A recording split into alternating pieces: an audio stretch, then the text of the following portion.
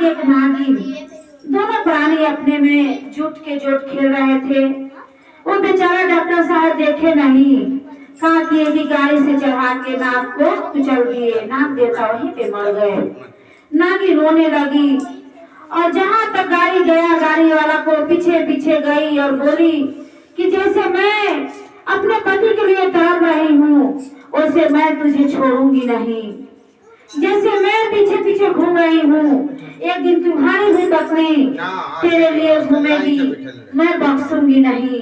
ऐसा कहते कहते गई तो कुछ दूर निकल गया। नागिन फिर अपना जंगल में चली जाती है। फिर आगे जाके वो लड़का घर पे गया तो कुछ नहीं बताया, जाके सो गए। तो फिर सुबह उठे तो उनका ही शादी था। शादी विवाह हो गया। नागिन सब देख रही है। जब भी उसी रास्ते से जाता था झटाका मारती थी कि मैं उसको दम लूंगी। वो भाग चला आता था। फिर एक दिन के बाद है कि जब शादी विवाह हो गया तो उनकी दुल्हन देखिए भाग के बाद किसी चर्चे वाले मिल गई। शिव गुरु को बहुत मानती थी। तो बोली कि जाइए ना, कुम्हार के घर से एक पटकी लेकर आइएगा और एक छोटा सा ढकनी ले लीजिएगा और लेके उसमें हम दूध और लावा लेके चलेंगे। हम बहुत मानते हैं शिव गुरु को, बहुत दयालु है, तीनों त्रिलोक के मालिक है। जैसे कहते हैं वैसे वो सुन लेते हैं। जब भी मैं जो भी चीज मांगी है मुझे मिला है कि मुझे ये सब चीज ला दीजिए, मुझे दूध पिलाना है नाग देवता को। वो डॉक्टर साहब तो बहुत सोच में पड़ गए कि मैं तो कुछ ही दिन हो रहा था नाग को मैं ही कुचल के मार दिया हूँ, मेरी पत्नी ऐसा बोल रही है, मैं क्या करूँ। गया बेचारा तो जाके पत्ती लाया, ढकना लाया, दूध लाया और सब कुछ भर के और जाके सब अपना पत्नी से बता दिया कि देखो हमारे साथ ऐसे ऐसा हुआ है कि जब भी मैं नागिन के सामने जाऊंगा वो मुझे डस लेगी, मैं मर जाऊंगा। बाद में कुछ कहना मत, नहीं मानती हो तो चलो। जैसे घर से बाहर निकलती है, नागिन आके खूब उछाल मार रही है कि कब बाहर आएगा कि उसको मैं डस लूंगी। ऐसा ही उनका पत्नी हाथ रोक देती है, बोलती है कि मैं भी देखती हूँ कि गुनाह क्या हुआ है। मैं पूछूंगी नागिन से कि ये नागिन आखिर हमारे पति से गुनाह हुआ क्या है, बताओ। अगर नहीं बताओगी तो हम दोनों प्राणी के डस लो, हम लोग वहीं पे मर जाएंगे। ऐसा कह के घर से निकलती है तो बोलती है कि हमारा तीनों त्रिलोक के मालिक है, देव का देव महादेव, अगर मैं उनका नाम का सुमरन करके निकलूंगी तो मुझे कुछ नहीं होगा। अपने पति को हाथ पकड़ के हाथ में वो दूध लावा लेके चल देती है।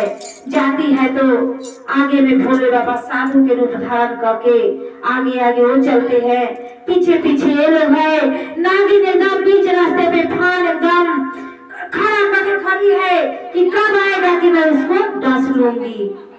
भोलेनाथ बोलते हैं कि जाने दो नागिन, ये मेरा भक्त है, मेरे भक्त को छोड़ दो, क्या हो जाएगा, मैं हूँगा, तेरा रक्षा मैं करूँगा। नागिन बोलती है कि नहीं, जैसे मैं तड़प रही हूँ वैसे वो भी तड़पेगी, इसलिए जब तक मैं डसूंगी नहीं मुझे चैन नहीं मिलेगा।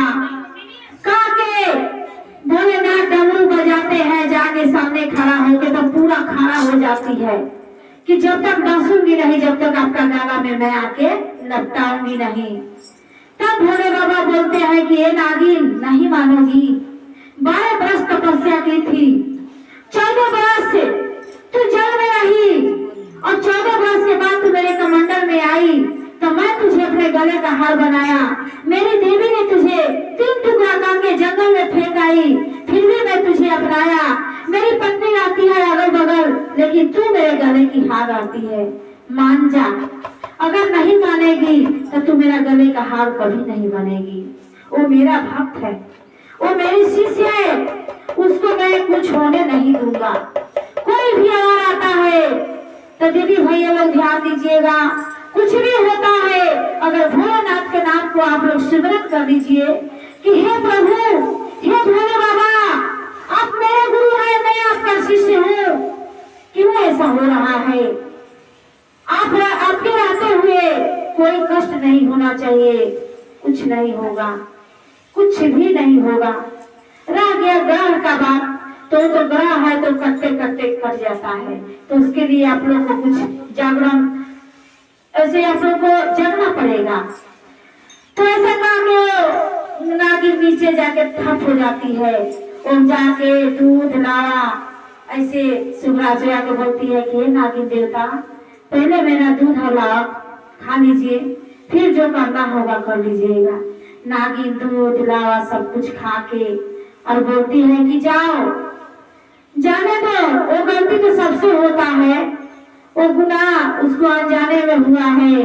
जाओ तुम जुगो जुग तक सुहागा रहना, कभी तेरा पति को कुछ नहीं होगा, ये मेरा वरदान है। ऐसा कह के नागिन फिर जंगल में चली जाती है। फिर जाके भोले बाबा डमरू बजाते हैं, बोलते हैं कि जाओ अपने स्थान पे। ये लोग दोनों प्राणी खूब जोर से हंसते हैं, बोलते हैं कि हम तो जानते थे कि ये धरती पे भगवान नहीं है, लेकिन आज तो साक्षात भगवान से दर्शन हुआ। तो इसलिए दीदी मन में सादा भक्ति भाव जगाइए और गुरु जी को दया, गुरु जी से दया मांगते रहिए। सुतो उठो बैठो, हे गुरु दया करी, हे प्रभु दया करी, हे गुरु जी दया करी, कहते रहिए। देखिए गुरु कैसे दया करते हैं। तो हे गुरु जी, हे भोलेनाथ, जैसे वो दीदी का सुहाग आप लौटाए जन्मों जन्म तक, वैसे हम सब दीदी को हमेशा 7 जन्म तक सुहागा में रखिएगा, कि हमेशा हम लोग हंसते मुस्कुराते आपके लोग में आए और आके आप जो पूछेंगे वो हम लोग कहेंगे। क्योंकि हम लोग अनाड़ी नादान तो है, लेकिन है तो आपके चरण में ही। सब गलती का क्षमा कीजिएगा हे भोले बाबा। मैं इसी वाणी पे विराम देती हूँ और जो मेरे से गलती हो गई होगी सभी दीदी लोग को मैं कर जोड़ के माफी मांगती हूँ कि आप लोग माफ कर दीजिएगा। हर हर महादेव, मैया भवानी।